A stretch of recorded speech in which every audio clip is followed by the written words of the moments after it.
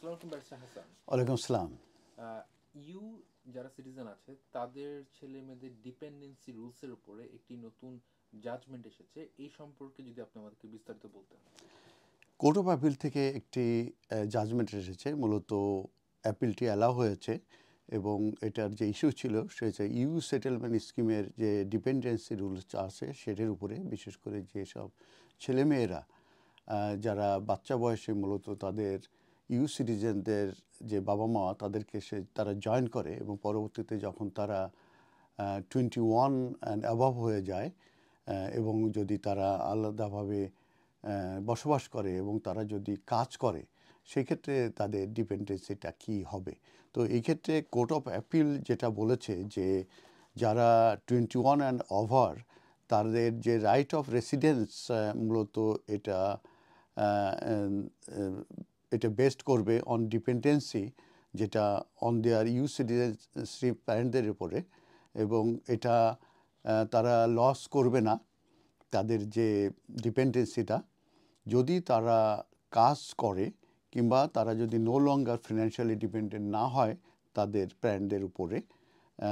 এইটির ব্যাপারে কনফার্ম করা হয়েছে। তাহলে আমি আরেকটু ক্লিয়ার করি, সেটা হচ্ছে যে কোর্ট অফ অ্যাপিল থেকে বলা হয়েছে যে যদি কোনো ওভার 21-এর যে ছেলেমেয়েরা তারা যদি কাজ করে এবং তারা যদি ফিনান্সিয়ালি যদি ইন্ডিপেন্ডেন্ট হয়, তাহলে পরে তাদের ডিপেন্ডেন্সিটা চলে যাবে না, যেটা এতদিন মূলত হোম অফিস এই ধরনের সিচুয়েশনে এই ধরনের সিচুয়েশন বলতে আমি এটা বোঝাচ্ছি যে তারা রিফিউজ করতো।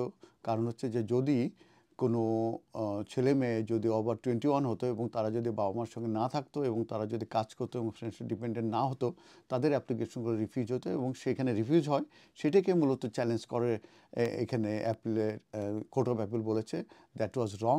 মূলত ওভার 21 হলে তারা যদি ফিনান্সিয়াল ডিপেন্ডেন্ট না হয় এবং আলাদা যদি থাকে, সেক্ষেত্রে তাদের ডিপেন্ডেন্সিটা থাকবে। তো এটা একটা ইন্টারেস্টিং ডিসিশন এবং আমি মনে করি এটা খুবই রাইটলি এই ডিসিশনটা নেওয়া হয়েছে। কারণ ডিপেন্ডেন্সিটা মূলত নির্ভর করবে ডেট অফ অ্যাপ্লিকেশনের সময়। ডেট অফ অ্যাপ্লিকেশনের সময় যদি এটা এস্টাবলিশ করা যায় যে সে ডিপেন্ডেন্ট ছিল, তাহলে কিন্তু সেটাই কিন্তু কন্টিনিউয়াসলি চলবে। পরবর্তীতে সে যদি তার বাবা মার সঙ্গে না থাকে কিংবা তার বাবা মা আর উপরে যদি ফিনান্সিয়ালি যদি সে ডিপেন্ডেন্ট না হয়, তার ডিপেন্ডেন্সিতে তার চলে যাবে না। এটাই কোর্ট অফ অ্যাপিলের জাজমেন্টে কনফার্ম করা হয়েছে যে ডিপেন্ডেন্সি রুলসের ব্যাপারে। আর সেই কেসটার যে নাম সেটা আর Ali versus secretary of state for the home department. এটা এবং আমি একটু ব্যাকগ্রাউন্ড বলি, সেটা হচ্ছে যে অ্যাপ্লিকেন্ট মূলত বাংলাদেশে জন্ম নিয়েছিল 1994-এ এবং পরবর্তীতে সে অ্যাপ্লাই করে তার যে ফ্যামিলি পারমিটের জন্যে। ও সে ডাইরেক্টলি তার মায়ের বেসিসে সে মূলত এদেশে আসে। তার মা ইটালিয়ান সিটিজেন ছিল এবং ইউকেতে তার রেসিডেন্ট ছিল এবং সে ফ্যামিলি পারমিট নিয়ে আসার পরবর্তীতে যে সে রেসিডেন্ট কার্ডের জন্য অ্যাপ্লাই করে ডাইরেক্ট ফ্যামিলি হিসাবে এবং সেটা গ্রান্ট হয় এবং যে রেসিডেন্ট কার্ড ইস্যু হয় সেটা মূলত ভ্যালিড ছিল আনটিল সেপ্টেম্বর 2020 এবং সেখানে কন্ডিশনাল ছিল যে applicant maintaining dependent on her mother from the age of 2021-এর পরে চলে গেলে তার ডিপেন্ডেন্সিটা মেনটেন করতে হবে। তো অ্যাপ্লিকেন্ট পরবর্তীতে ইউ সেটেলমেন্ট স্কিমের আন্ডারে সে অ্যাপ্লাই করে, এটা ছিল 2019-এ এবং at the date she had lived within the UK for 5 years but was no longer a child or dependent on her mother. সে 5 বছর পরে যে অ্যাপ্লিকেশন করে এবং সেই মুহূর্তে তার ডিপেন্ডেন্ট হিসাবে ছিল না। তো অ্যাপ্লিকেন্ট এর ভিতরে বিবাহ করে, তার একটা বাচ্চা থাকে এবং সে ইঞ্জিনিয়ারিং কোয়ালিফিকেশন ছিল এবং সে আলাদা কাজ করতো। তো যখন সে এবং তার বাবা মার সঙ্গে একটা সম্পর্ক খারাপ হয়ে যায়, তো বাবা মা তার কোনো ডকুমেন্ট দিতে রাজি হয় না। তখন তার সলিসিটার হোম অফিসকে বলে যে তারা ইচ্ছেগুলো ভেরিফাই করতে পারবে তার যে এক্সিস্টিং হোম অফিস রেকর্ড আছে এবং HMRC রেকর্ড দিয়ে। তখন অ্যাপ্লিকেন্টের যে অ্যাপ্লিকেশনটা রিফিউজ হয় এবং এটার গ্রাউন্ড ছিল যে সে এলিজিবল রিকোয়ারমেন্টস স্যাটিসফাই করতে পারছে না because not dependent on her citizen relatives. তো কোর্ট অফ অ্যাপিল তারা আর্গুমেন্ট করলো যেহেতু সে ডিপেন্ডেন্সি নাই, যেহেতু সে নিজে নিজে কাজ করে, ফিনান্সিয়াল ডিপেন্ডেন্সি নাই, অতএব এটা রাইটলি রিফিউজ হয়ে গেছিলো। তো এটা হাইকোর্টেও কিন্তু সেটা জুডিশিয়াল রিভিউ ডিসমিস হয় হাইকোর্টের মাধ্যমে, অ্যাডমিনিস্ট্রেটিভ যে কোর্টে এটা ইয়ে করে, এখন কোর্ট অফ অ্যাপিলতে কিন্তু এটা রিভার্স করে দিল।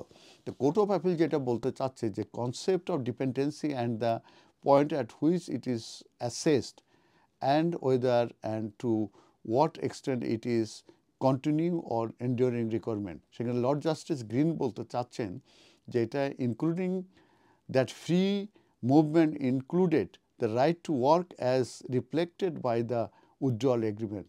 উজ্জ্বল এগ্রিমেন্টকে রাইট টু ওয়ার্ক সম্বন্ধে বলা আছে, দ্য সিটিজেন রাইটস যে ডাইরেক্টিভ আছে সেখানে কিন্তু এখানে বলে দেওয়া আছে। অতএব ডিপেন্ডেন্স ইজ এটা মূলত ডিটারমিনেশন হয়ে থাকে at the time of the dependents যখন অ্যাপ্লাই করে to join the migrant EU citizen. তার মানে যখন সে বাচ্চা অবস্থায় অ্যাপ্লিকেশন করেছিল তখন তার ডিপেন্ডেন্সি ছিল কি না সেইটাই কিন্তু অ্যাপ্লাই করবে। পরবর্তীতে কিন্তু সে যদি ফিনান্সিয়াল ডিপেন্ডেন্ট না হয়, that will not be the issue.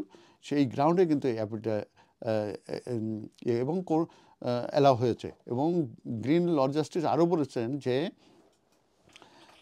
set out the position that once a right of residence has been established, it is not lost through the exercising of another right. একবার যেহেতু তাদের position established হয়েছে এবং তাদের residency রয়ে গেছে, অতএব এটা অন্য কোনো রাইটের মাধ্যমে এটা লস্ট হবে না। তো এইভাবে ডিসিশন আসছে। অতএব আমি ক্লিয়ারলি বলি যে ওভার 21 যদি হয় এবং তারা যদি ফিনান্সিয়াল ডিপেন্ডেন্ট নাও হয়ে থাকে তাদের বাবা মার উপরে, তাহলেও তারা তাদের এই উজ্জ্বল এগ্রিমেন্ট এবং যে সিটিজেন রাইটস ডাইরেক্টিভ আছে এটার মাধ্যমে তারা তাদের যে ডিপেন্ডেন্সি এটা লস হবে না, যেহেতু যখন সে আসছিল তখন তার এটা ছিল। অতএব এটা একটা ইন্টারেস্টিং। অতএব এতদিন যেসব ডিসিশন নেগেটিভ ছিল তারা আমার মনে হয় যে এটা থেকে বেনিফিটেড পাবেন। ধন্যবাদ।